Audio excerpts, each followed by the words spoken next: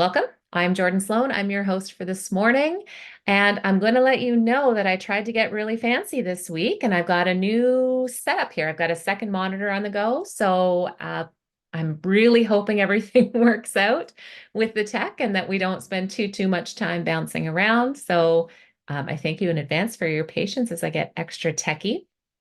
We are going to start this morning with a land acknowledgement. We acknowledge that ONLIT's work takes place on the traditional Indigenous territories. We acknowledge that there are 46 treaties and other agreements that cover the territory now called Ontario. We are thankful to be able to work on this land, and we are thankful to First Nations, Métis, and Inuit people for their care for and teachings about the earth. This acknowledgement reminds us of our responsibilities to our relationships and to the ancestral lands on which we learn, work, and live. And we are on the second of our 8 sessions together, and we are kind of splitting this between the beginning of the school year and the end of our summer vacation. So the first 4 chapters we are working through on Wednesday mornings. So today we're going to take on chapter 2, using next steps to teach struggling readers. From here, we're going to pop into those big 5. So we're going to do phoneme awareness and phonics before we go back to school.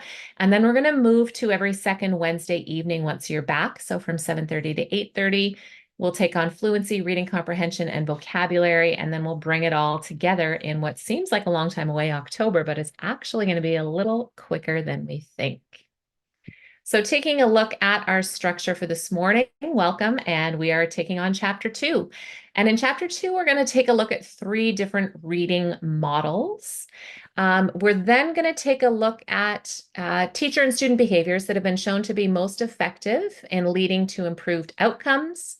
And after that, the authors kind of take us into using that data to create small groups and the steps, which is actually an acronym for an instructional or lesson plan that can be used for that small group instruction.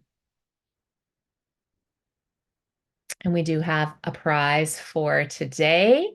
We are taking explicit instruction as the prize again. And if you do have a chance, take a look at some of the stuff from Anita Archer that's available online on explicit instruction. And one person will be our lucky winner today, and we will send you that book.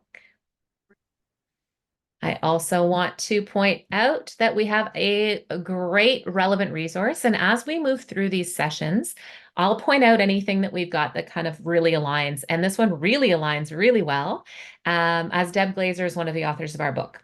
And she was on last season of the Reading Road Trip podcast. And MJ is going to go ahead and put that link in the chat for you. So you can really take a look at this podcast and learn a little bit more and hear from Deb Glaser herself about this great book. So let's take a look and dig into chapter 2, using next steps to teach struggling readers. And we're going to start with this great quote: "Nothing feeds motivation to read more than being able to read."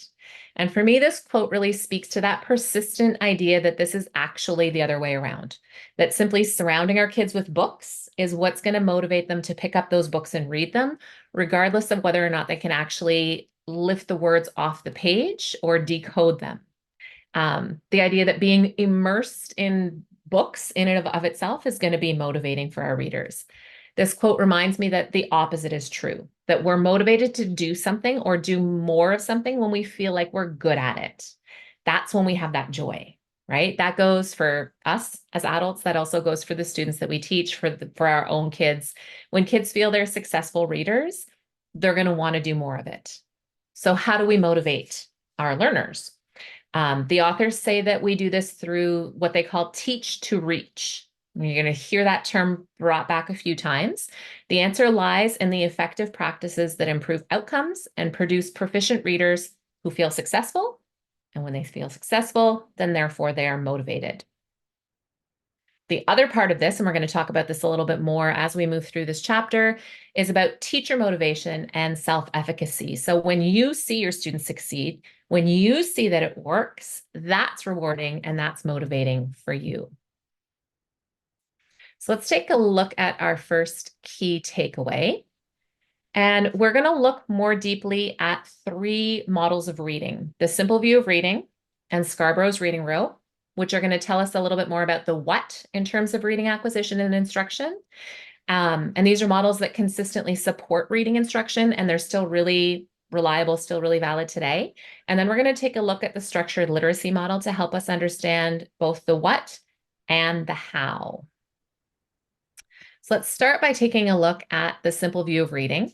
And like we know, the learning to read is far from simple, but it can help us to conceptualize two broad skill areas where proficiency is required in order for us to get that, to achieve that reading comprehension, which is, of course, the end goal.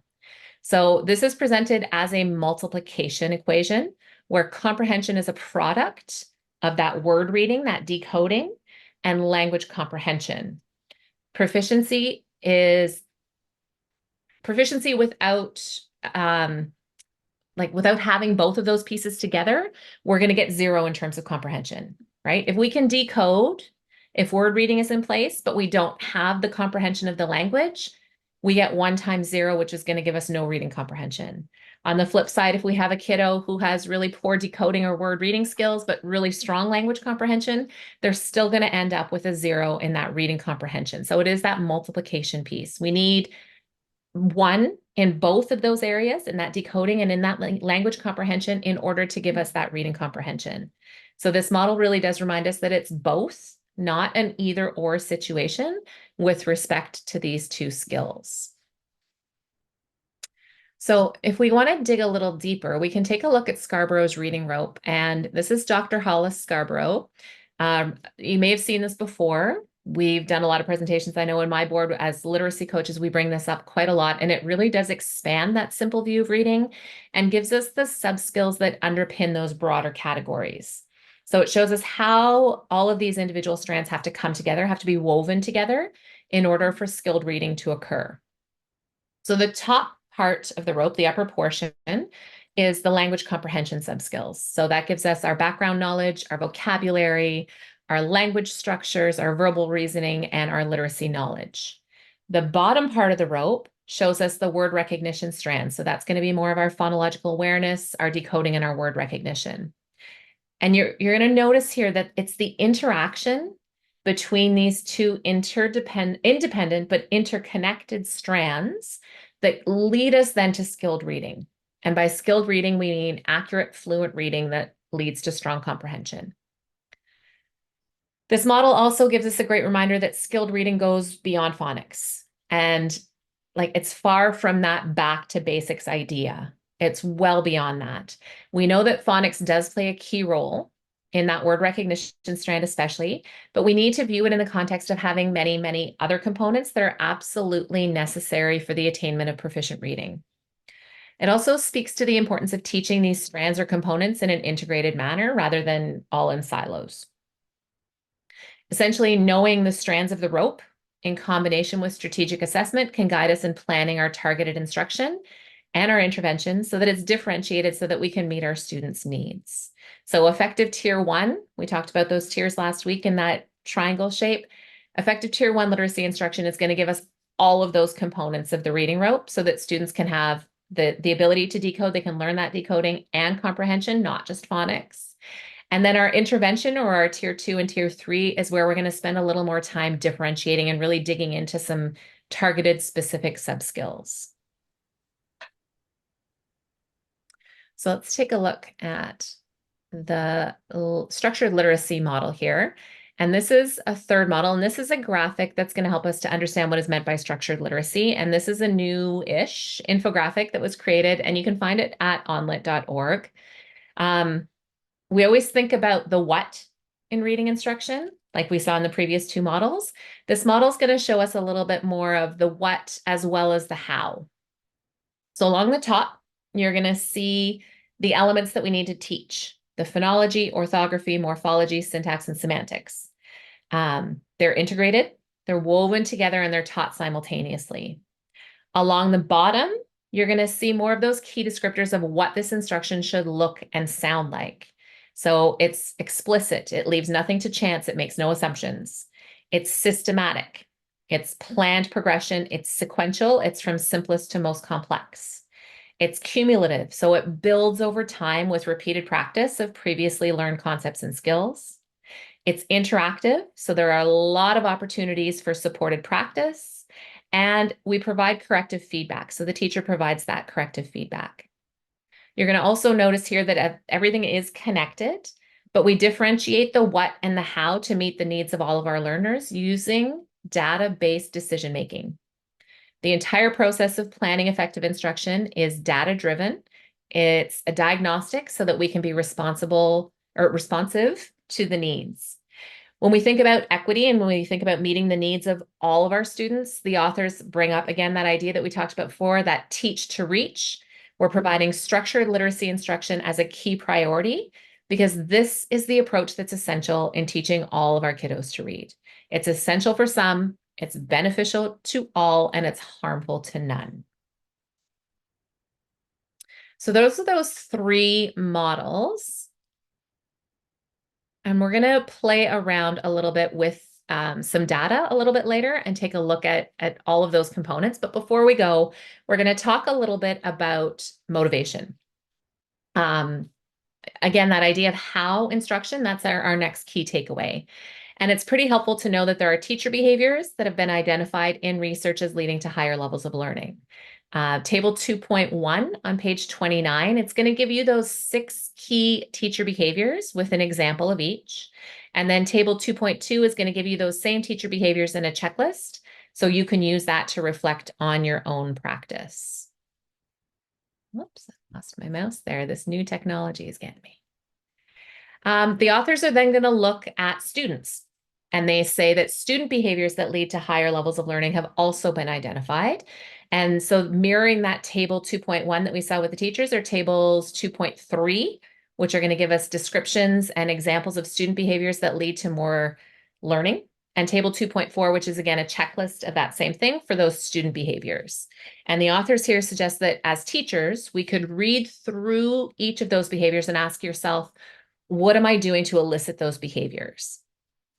There's a lot to think about here, but it's a great list to confirm the things that you're doing well, and sometimes those things that you do without a whole lot of conscious thought, without realizing it or without articulating it. So it can be a really fantastic tool for celebrating strengths and for setting goals.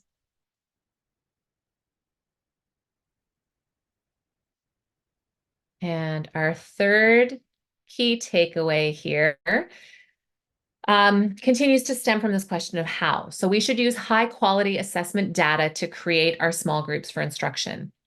So another piece of this how is that small group differentiated instruction that is skill-based. We talked a little bit last week about, the things that we can do to prepare because we don't know our students yet. We don't know what's coming. This is going to kind of give us that structure as so that once we do have that data, we can really quickly move into what we can do with it. So there's a strong research base for all of this. We're providing increased opportunities in small groups for student response, for our students to receive feedback, and for practice, all benefits for our students. How do we build those groups? We use data, not just any data, high quality assessment data from our screening, from our diagnostic assessments, and then we are going to follow through with that progress monitoring. In the past, we might have used a book. We might have used a leveled reader as the starting point to form our groups. We now know better, and so we need to do better. And that means we use that data to create the groups. And as a result, our groups are differentiated because they are skills-based. The entire lesson is not driven by the book.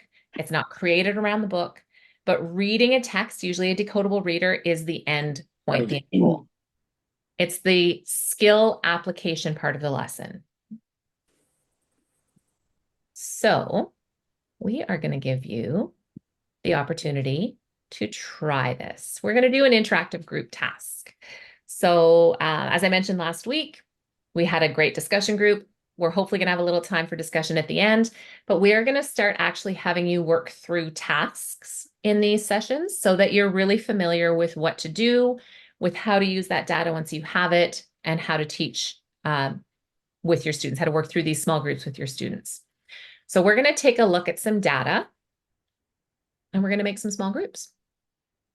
So what you're going to see here is a grade 3 class with some screening results for the oral reading fluency portion of an assessment. And this can be done as a screening. It can also be done ongoing as progress monitoring. This is taken from the book, It's a little bit of a different order. In grade 3, we're doing oral reading fluency assessments as a screening at the beginning, middle, and end of year.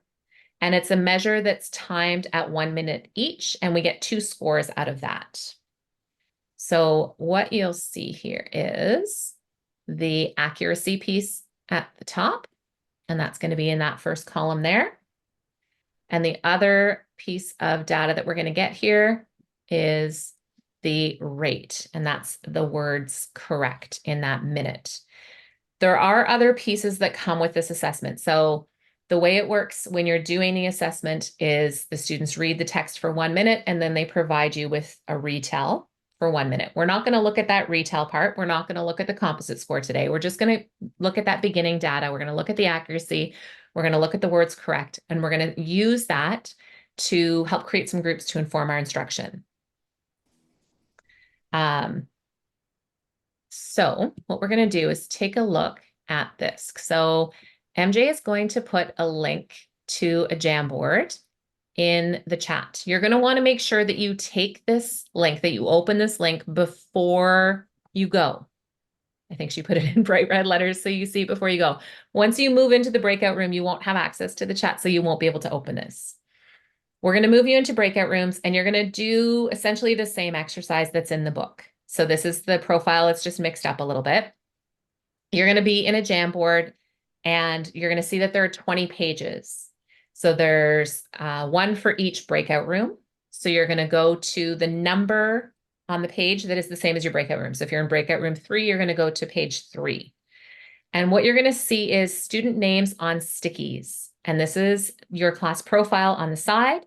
And then you're going to see those 3 groups for your reference. And what you're going to do is you're going to take that information and you are going to sort your students into either group 1, 2, or 3 based on their needs. You're going to put them in an appropriate group with an instructional focus that would match their needs.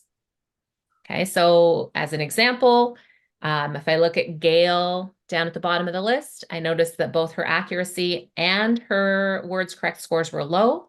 So I might move her to group 3, where one of the next steps would be to administer a phonics diagnostic to pinpoint skill gaps more precisely for instruction. Okay, before we go, I just want to put up the reminder about the breakout rooms, that we are contributing to the conversation by speaking up, taking up space, but remembering that others need space too. We are cognizant of different experiences. We consider what we can learn from engaging with other viewpoints. We are engaging critically with the content. So not only allowing that first thought to be the only thought, and knowing that you may grow and learn, and that means you may shift your position or revisit your assumptions to advance your thinking. The breakout rooms are not being recorded, so be brave, turn on your cameras, have those discussions. And I think we're pretty far ahead. So MJ, I think we can spend a good 15 minutes in the breakout rooms really digging into this, because I think this is going to be really useful for you to use. Welcome back, everybody. I hope that was useful. I did see a lot of moving around, which was great. I've put up the results from the book up on the screen right now, so you should be able to see those.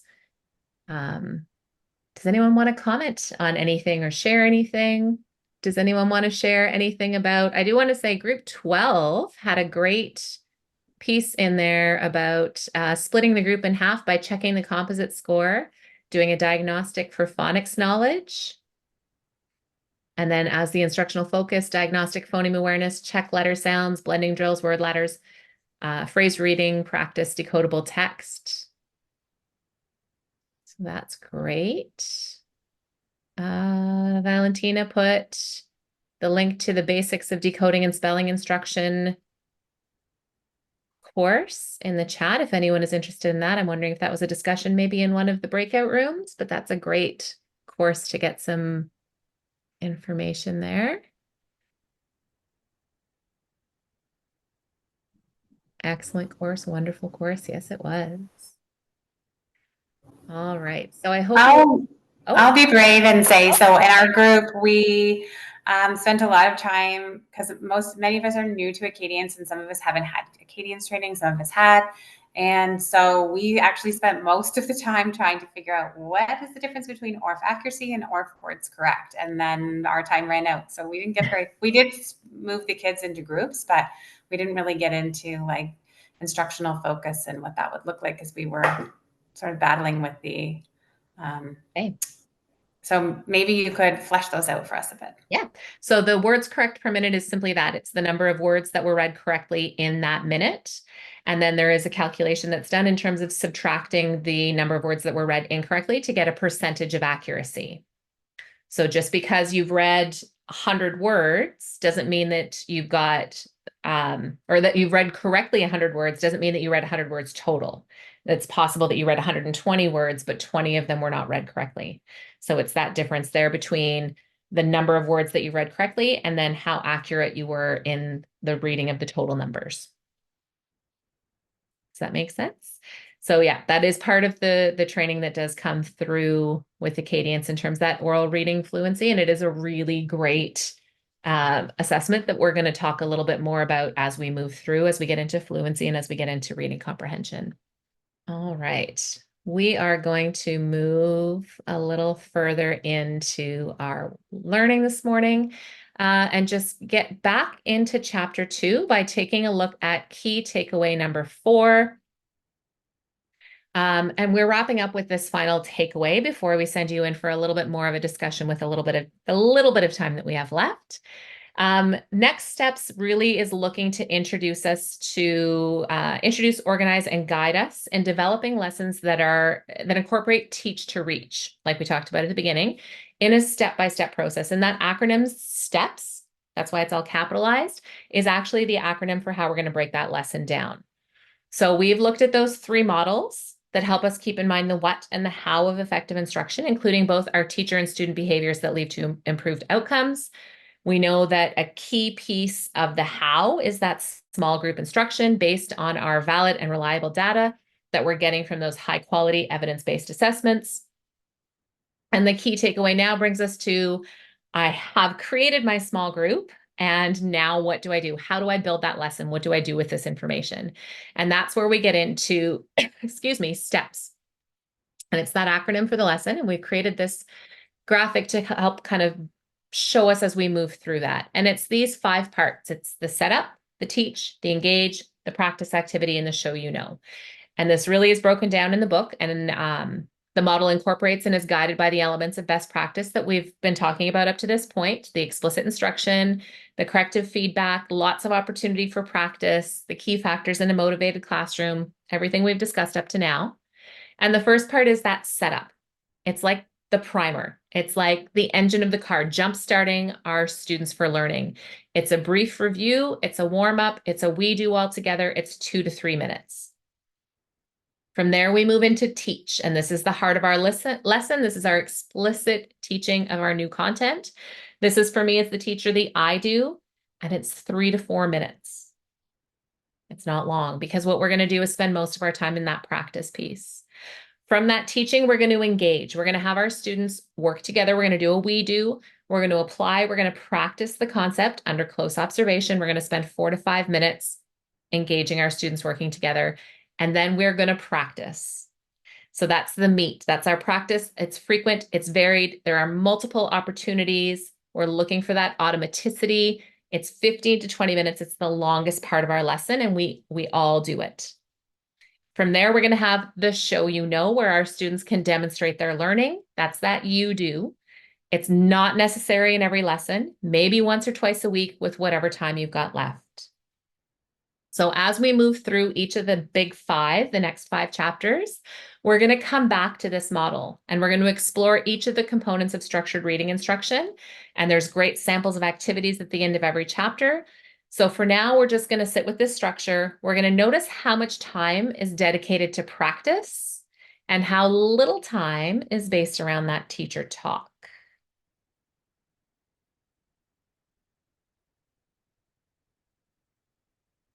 Which is going to bring us to our discussion. So we've got 2 questions for discussion, and we've got about 5 minutes, and we're going to send you in with some different people this time through. There are 2 questions, and you can choose to discuss both or one or any piece of those. And the first question is motivation plays a role in outcome for both students and teachers. The authors write, if students are going to be motivated to read, we must teach them how to read. Does this fit with your previous thoughts around motivation?